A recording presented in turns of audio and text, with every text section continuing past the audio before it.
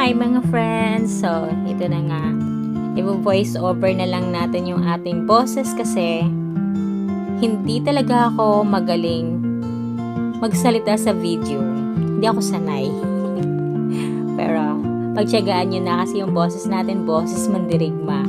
At, vinoice over ko ito gabi na. So, medyo paos-paos na tayo. Pero, sige pa rin, go pa rin. So, ito pala yung travel namin nung pumunta kami ng Boracay.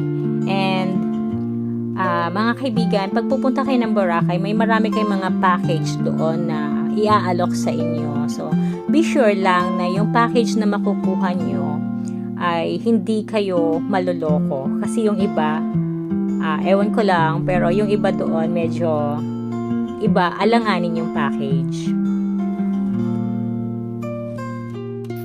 So, yung bad experience namin sa package na nakuha namin, yung tour guide namin na si Kuya, hindi namin in-expect na yung paghinto namin para magmerienda at para kumain at inimbita pa namin siya, ay kasama pala yung oras na yon, binayaran pala namin. So, medyo shock kami doon.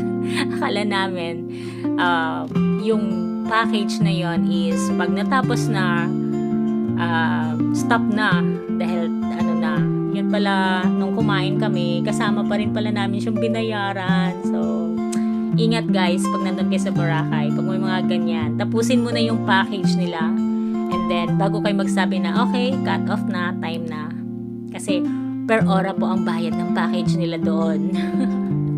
So charge to experience, yun ang na-experience namin. So, okay lang naman kasi na-enjoy naman namin kahit na gano'n ang nangyari sa amin. So, this is day 1 in our tour. And, yun po muna. Thank you mga friends. Subaybayan niyo po yung part 2 ng video ko. Maraming salamat. Bye!